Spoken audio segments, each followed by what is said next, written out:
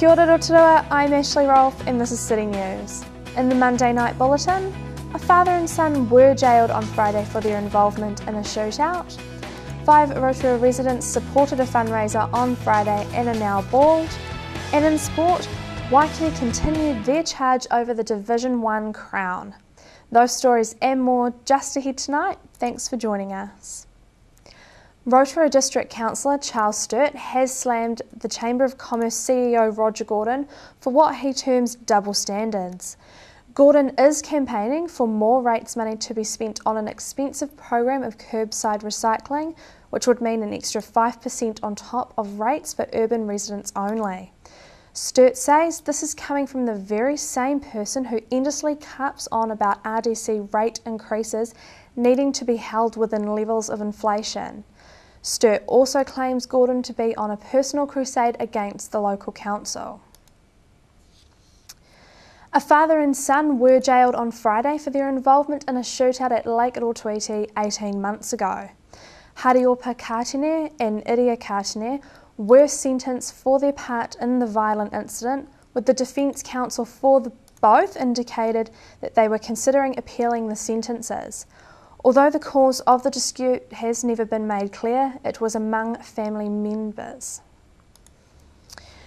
Rotorua's over 90s were in a party mood last Friday when over 35 90 to 102-year-olds enjoyed lunch and fun activities at Parkside. Organiser 92-year-old Mrs Fraser said that there wasn't a lot organised for their age group, so she had organised a party just for them. Mrs Fraser was thrilled with the large group that supported the event and would like to have future gatherings. Environment Bay of Plenty has approved the Lake Rotomar Action Plan, which looks at what interventions should be carried out to protect and improve the lake's water quality.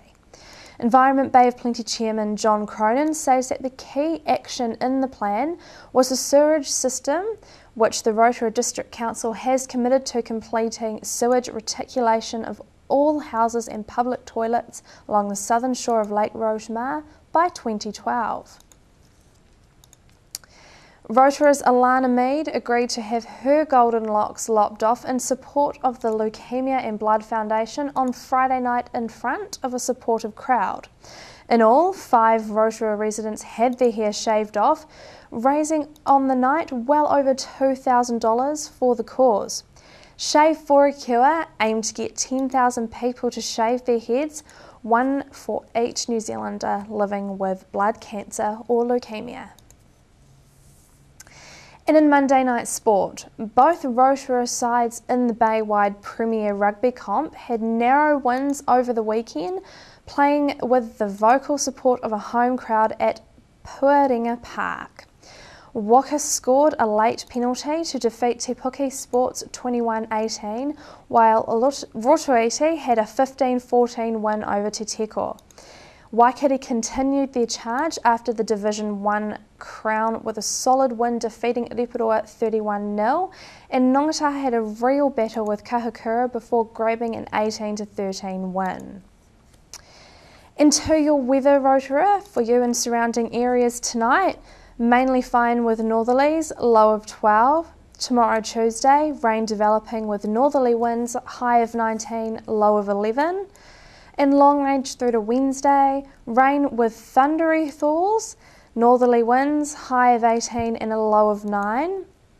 And your marine forecast for Lake Rotorua tomorrow Tuesday, northeasterlies 15 knots, rising to northerly 20 knots in the morning, waves up to half a metre, drizzle turning to rain in the afternoon with poor visibility.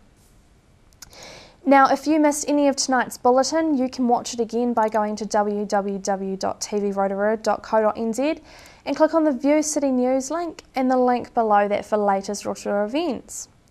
Now, Steve Comber joins us next as City News continues. Tonight, the latest Rotorua Museum concert, I Can't Fit with Tony Bland, and Christine Findon celebrates the Keep Rotorua Beautiful Awards. It's your news, Rotorua, City News, with more from around your region next.